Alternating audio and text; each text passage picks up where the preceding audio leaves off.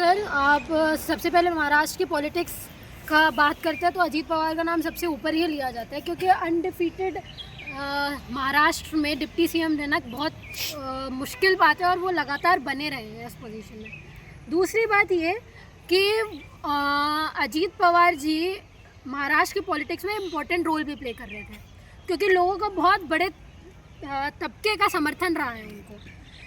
BJP को एक तो फ़ायदा था जब अजीत पवार जी ने अपने पार्टी छोड़ के, है ना, मतभेद होने के बाद में ये ज्वाइन की बीजेपी, तो देवेंद्र फडणवीस जी को ये था कि अगर हम लोग जीत रहे हैं वो भी अजीत पवार जी की वजह से। पर कुछ टाइम पहले ऐसा क्या हो गया कि अंदर ही अंदर इंटीरियर सोशल मीडिया पे ये न्यूज़ फैलने लगी कि अजीत पवार जी वापस अपने चाचा की पार्टी में, एनसीपी में वापस चले जाएंगे।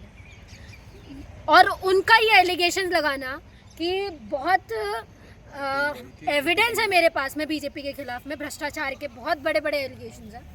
तो उसके बाद में कुछ टाइम बाद ये प्लेन क्रैश हो जाना, क्या आप लोगों को नहीं लगता ये चीज़ की सोची समझी साजिश है?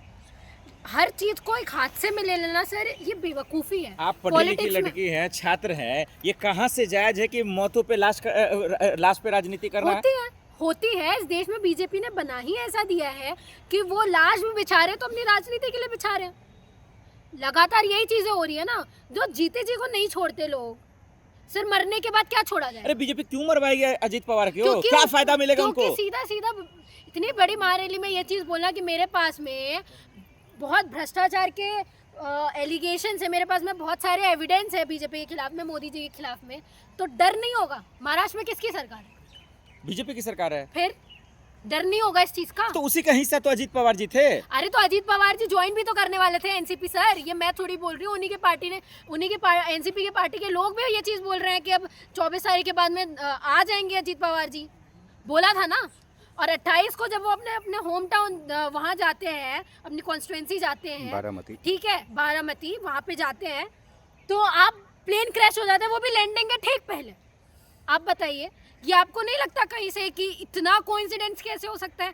और कोइंसिडेंस प्लेन फेलियर भी, और अगर मैं मानूं कि ये प्लेन फेलियर भी है तो आपको शर्म आनी चाहिए।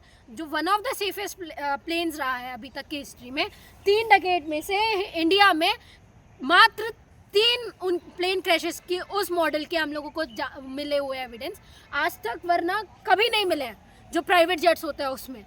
और अगर आपका ये फेलियर है तो आपको समझ में आना चाहिए। तो आपने क्या किया जब ये यहाँ से इलाहाबाद से लंदन गया था जो प्लेन, आपको पता चला ना कितने सारे फ्लॉज हैं, आप लोग नहीं करवा रहे डायरेक्ट में, जितने भी सिस्टमेटिक चीज़ें हैं आपको रिव्यू करवाना चाहिए था, आप नहीं करवाया। इसका मतलब आपने नहीं करवाया, इसलिए इनकी भी मौत गई है। तो दोनों तरफ से सरकार का ही फेलियर है ना।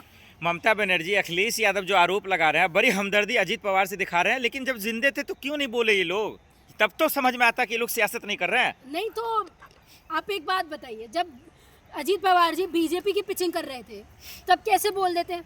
कोई ऑपोजिशन पार्टी कैसे बोल देती? सारी ऑपोजिशन पार्टी तो है ही बीजेपी के विरोध में। जब अजीत पवार जी को ये चीज़ समझ में आई, उन्होंने सारे डेटा इकट्ठा किए, उन्होंने जो भी उनकी इंटीरियर चीज़ें रही हैं, उनको पता चला कि ये घपला कर रहे हैं पार्टी, ये घूसखोरी कर रही है, करप्शन कर रही है, भ्रष्टाचार कर रही है, तब उन्होंने खुल के बोला। तो सारे लोग, अब अगर वो निकालते सारी चीज़ें तो लोग सपोर्ट में आते, पर निकालने के सारे एविडेंस देने के पहले ही वो इंसान मर गया, तो ये चीज़ लोगों को समझ में नहीं आ रही है। आप इंसान ही है ना, एक तरफ अभी मौत हुई है, लोग दुख बांट रहे हैं, श्रद्धांजलि दे रहा है, और आप लोग चले सियासत करने के लिए। क्या होता है?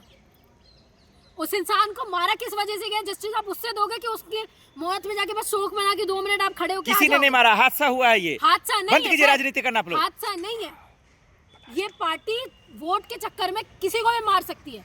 कौन जिम्मेदार है मौत का? बीजेपी जिम्मेदार है। बीजेपी ने जान ली है अजीत पवार की? बिल्कुल ली है। सिक्योरिटी आपकी थी ना, किसने दी है सिक्योरिटी? मैंने, आपने, ऑपोजिशन ने।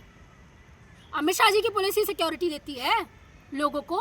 ये एक हादसा था, इसकी जांच हो रही है और आप ब्लेम कर रही हैं सीधा गवर्नमेंट। मैं तो बोल रही हूँ जांच हो रही है ना। जो ब्लैक बॉक्स निकला है उसका पूरा डेटा दे दीजिए, पता चल जाएगा क्या घटना हुई है, अंदर क्या हुआ है, क्या क्या सिनेरियो हुआ है। रूल रेगुलेशन पता है आपको? अरे सर, आप डेटा नहीं देते? कब आता है डेटा? कितने दिन के बाद आता है डेटा? सर तो वही तो मैं बोल रही हूँ, दो ना, ये एलिगेशंस लग रहे हैं तो देना चाहिए। मैं ये चीज नहीं बोल रही हूँ बिल्कुल भी कि आप अभी के अभी दो।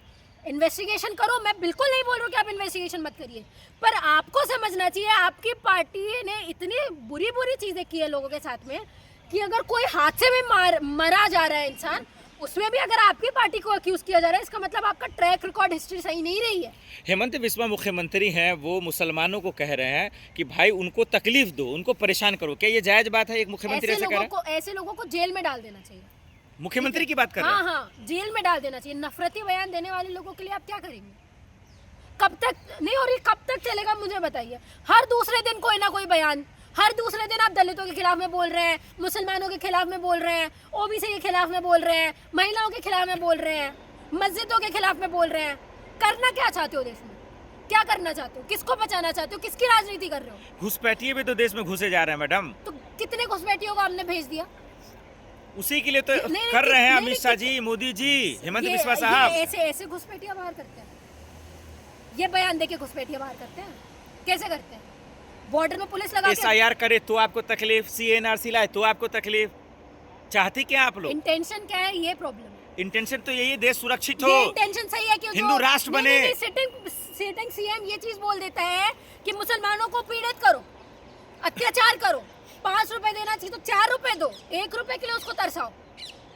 ये सही है? ऐसे बयान देने चाहिए? या आप ये चीज बोल रहे हो कि मुसलमान घुसपैठी हैं? क्या बोलना चाह रहे हैं आप मुझसे? क्या इस देश में 15% मुसलमान जो यहाँ रह रहे हैं, क्या वो नेटिव इंडियंस नहीं है? मुझे ये बताइए।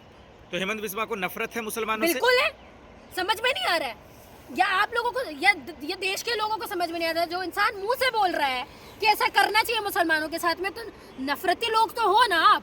पर्टिकुलर कम्युनिटी से प्रॉब्लम है आपको, तो आप देश में रहने लायक नहीं हो। जिस देश में बोला जा रहा है सेक्युलरिज्म की बात की जा रही है, उस देश में अगर आप नफरती बयान दे रहे हो, उस देश में मेजॉरिटी की बात करते हो, आप उस देश में सिर्फ एक रिलीजन की बात करते हो, इसका मतलब आप देशद्रोही लोग हो। देश का कॉन्स्टिट्यूशन ये चीज़ बोल रहा है कि आपको सेक्युलरिज्म के साथ में चलना है, चाहे कोई भी रिलीजन हो, चाहे कोई भी कास्ट का आदमी हो, चाहे कोई भी जेंडर का इंसान हो। इक्वल है मतलब सब इक्वल है। उसमें नफरत करना मतलब देशद्रोह के मुकदमे आपके ऊपर लगने चाहिए। मुसलमान देशद्रोह नहीं है, दलित देशद्रोह नहीं है, औरतें देशद्रोह नहीं है, आप देशद्रोह। और हिस्ट्री में तो जाओ मत आओ, हिस्ट्री में जाने पे आएगा ना तो यूरेशिया से बसे हुए आप लोग हो, फिर यहाँ पे उखाड़ने में मत लगाओ मुझे, ठीक है? इनको देशद्रोह, ये बाहर से आए हुए लोग हैं, ये घुसपैठी हैं, सबसे पहले फिर घुसपैठी है आप। मुख्यमंत्री बयान दे तो दिक्कत, UGC ले आए तो मोदी जी, अमित शाह जी से दिक्कत। चाहती क्या आप लोग?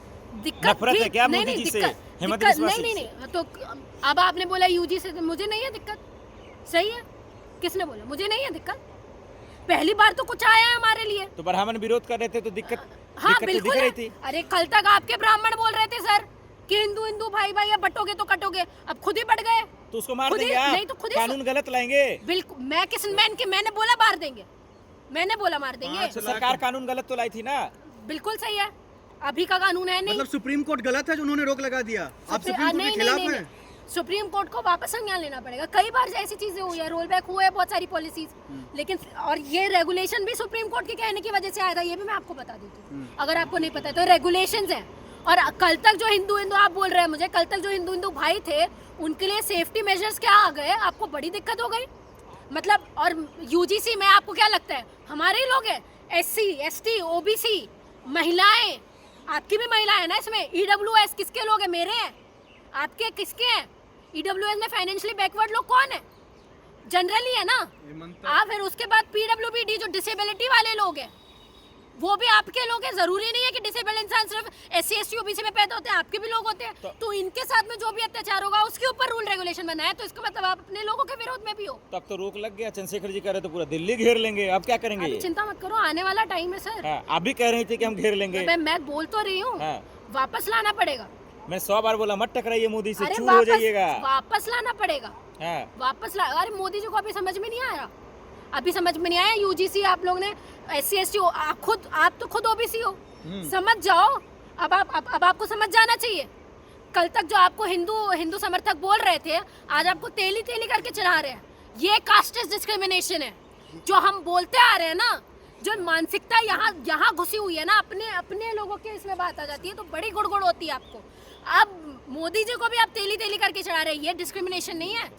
आप मुझे बताइए। और आप कह रहे हैं कि अब मोदी जी को भी इससे समझ में आना चाहिए, ये कभी आपकी हेमंता नहीं होने विश्व वाला। शर्मा बोल रहे हैं एसआईआर के जरिए 5 लाख मियां मुसलमानों का नाम काटा जाएगा। यह मुख्यमंत्री पहले से ही बना चुके हैं अपनी राय 5 लाख काटने का। नहीं, आप मुझे एक बात बताइए, एसआईआर तो आप बोल रहे थे जो घुसपैठी है उनके खिलाफ में आएगा, जो बांग्लादेशी लोग हैं उनको वापस भेजा जाएगा, ये चीज बोली गई थी ना। तो मुसलमान कैसे आ गए? बांग्लादेशी होने में और मुसलमान होने में बहुत फर्क है। मैं बिल्कुल मान सकती हूँ कि बांग्लादेशी मियां मुसलमान नहीं बोल रहे हैं, मियां मुसलमान। अरे जो घुसपैठिए हैं उसके खिलाफ अगर वो बोल रहे तो आपको मिर्ची क्यों मुसलमान लग रही क्यों? है? मुसलमान का टैग क्यों, ये बताइए। वो घुसपैठिए हैं क्या इसलिए। देश में मुसलमान नहीं रहते? या आप बोल रहे 15% जो नेटिव इंडियंस हैं जो मुसलमान हैं वो घुसपैठी हैं? धन्यवाद, बहुत बढ़िया, बहुत बढ़िया।